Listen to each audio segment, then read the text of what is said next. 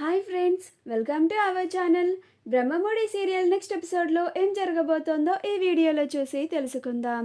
వచ్చిన ముత్తైదుల చేత అప్పుని అవమానించిన ధాన్యలక్ష్మి అసలేం జరిగింది అని తెలుసుకోవడానికి ఈ వీడియోని స్కిప్ చేయకుండా ఎండ్ వరకు చూసేయండి. అప్పుకి చీర నగలు ఇచ్చిన తరువాత అప్పు యోగక్షేమాలను కనుక్కొని కావ్య ఆ రూమ్లో నుంచి బయటికి వచ్చేస్తుంది. కావ్య ఆ రూమ్లో నుంచి బయటికి వచ్చిన తర్వాత తన చెల్లి ఇంటికి వచ్చింది అని ఆనందంతో కన్నీళ్లు పెట్టుకుంటూ ఉంటుంది. ఈలోగా కావ్య అలా కన్నీళ్లు పెట్టుకోవడం రాజ్ చూసి, ఏంటి కళావతి, ఎందుకు ఏడుస్తున్నావు అని అంటాడు. అప్పుడు కావ్య, అదేం లేదండి, మా చెల్లి అను కవి ఇద్దరు మన ఇంటికి వచ్చాడని సంతోషం అంతే అని అంటుంది.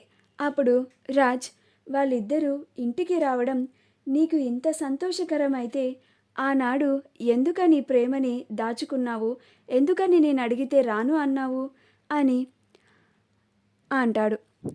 అప్పుడు కావ్య, మీరు చెప్పినట్లుగానే నేను మీ మాట విని మీతో వచ్చి వాళ్ళిద్దరిని ఇక్కడికి తీసుకువచ్చి ఉంటే ఈరోజు వాళ్ళకి జరిగిన అవమానం ఆ రోజే జరిగేది. ఇలా జరగకూడదు అని నేను మీతో రాను అన్నాను. పైగా మీరే చూశారు కదా, ఇవాళ మీ పిన్ని గారు అత్తగారు ఎంతలాగా మా చెల్లిని అవమానించడానికి ప్రయత్నిస్తున్నారు. అదే వాళ్ళు రోజు మన ఇంట్లో ఉంటే మా చెల్లిని ప్రశాంతంగా ఉండనివ్వరండి అని అంటుంది. అప్పుడు రాజ్, అది నిజమేలే అని అంటాడు. కానీ నా తమ్ముడు కళ్యాణ్, నీ చెల్లి అప్పు ఇద్దరు శాశ్వతంగా ఇంట్లో ఉండిపోయేలాగా నేను చేస్తాను, మా పిన్నిని మారుస్తాను అని అంటాడు.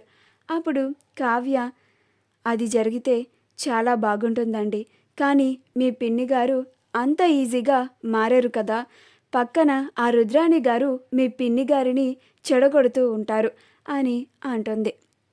ఇంకలా కావ్య రాజులిద్దరూ కిందకి వెళ్ళిపోతారు. కళ్యాణ్ రెడీ అయ్యి కిందికి వస్తాడు. అలా అందరూ మాట్లాడుకుంటూ ఉంటారు. కావ్య పూజ దగ్గర కావాల్సినవన్నీ చూసుకుంటూ ఉంటుంది. స్వప్న అప్పుని రెడీ చేసి తీసుకొస్తూ ఉంటుంది. అలా అప్పుని చీరకట్టులో చూసి అందరూ చాలా ఆనందంగా ఉంటారు. అప్పు కిందికి రాగానే, ఇందిరాదేవి, చీరలో లక్ష్మీదేవిలా ఉన్నావమ్మా, చాలా లక్షణంగా ఉన్నావు అని అంటుంది.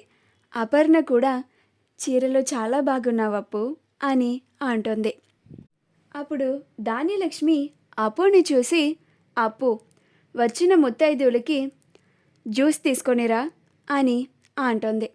అప్పుడు అప్పు, అలాగే ఆంటీ అని కిచెన్లోకి వెళ్తుంది.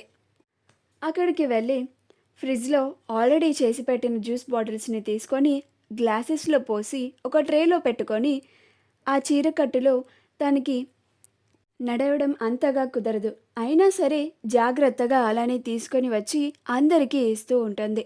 అలా అప్పు అందరికీ జ్యూస్ ఇస్తూ ఉండగా ధాన్యలక్ష్మి రుద్రాణిలు ఇద్దరు ఒక ముత్తైదువుకి సైగలు చేస్తారు. అప్పుడు ఆ ముత్తైదువు, నేనున్నాను కదా, నేను చూసుకుంటాను అని సైగలు చేస్తుంది. అలా చివరగా అప్పు ఆవిడకి జ్యూస్ ఇస్తుండగా ఆవిడ చేత్తోనే ఆవిడ గ్లాసుని తీసుకోబోతూ తన చీర మీద ఆ జ్యూస్ ఒలికిపోయేలాగా చేస్తుంది. అది అప్పు తన చీర పైన ఆ జ్యూస్ని పోసినట్లుగా అప్పు పైన నింద వేస్తుంది. ఏంటమ్మా ఇది, నీకు జ్యూస్ ఇవ్వడం కూడా రాదా?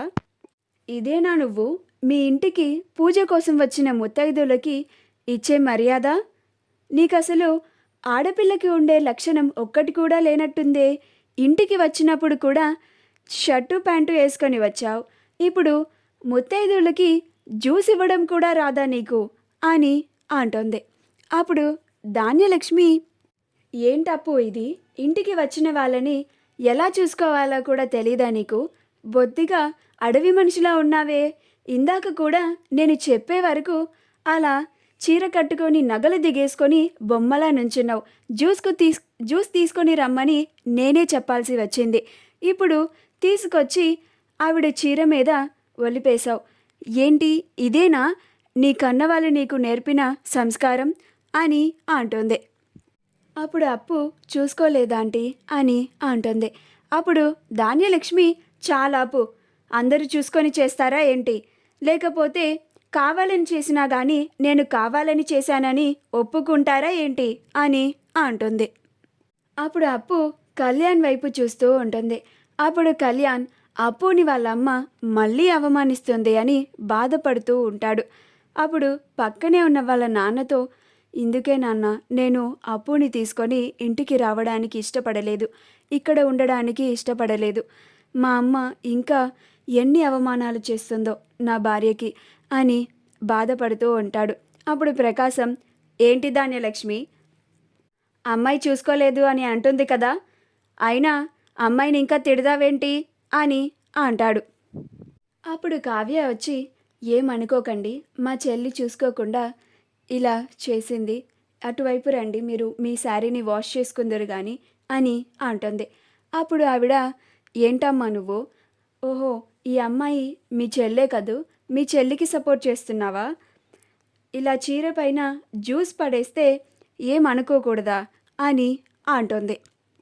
అప్పుడు అపర్ణ, ఏంటమ్మా మీరు, ఇంటికి ముత్తైదుల్లాగా వచ్చారు అని ఇందాక నుంచి మౌనంగా ఉన్నాను, వచ్చిన దగ్గర నుండి చూస్తున్నాను మా ఇంట్లో ఇద్దరు ఉన్నారు వాళ్ళు చాలదన్నట్టు వాళ్ళకి తోడు చేరి మా ఇంటికి కొత్తగా వచ్చిన కొత్త కోడలని అవమానిస్తున్నారు అని అంటుంది.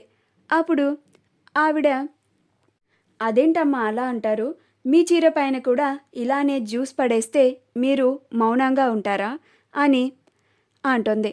అప్పుడు అపర్ణ, నా చేతులతో నేనే నా శారీ పైన పోసుకుంటే నేను ఎవరిని ఒక్క మాట కూడా అనను, అదే వేరే వాళ్ళు పోస్తే అప్పుడు చూసుకోలేదులే అని అనుకుంటాను, మీలాగా ఇలా గోల గోల చేయను, మీరు మీ చేతులతో మీ శారీ పైన జ్యూస్ పడేలాగా చేయడం నేను నా కళ్ళారా చూశాను, ఇంటికి ముత్తైదులాగా వచ్చారులే అని ఎందుకులే మిమ్మల్ని అనడం అని ఇందాక నుంచి మౌనంగా ఉన్నాను, కానీ మా ఇంటికి వచ్చిన కొత్త కోడలిని నా కోడలిని అంటుంటే మాత్రం నేను అస్సలు ఊరుకునేదే లేదు అని అంటుంది.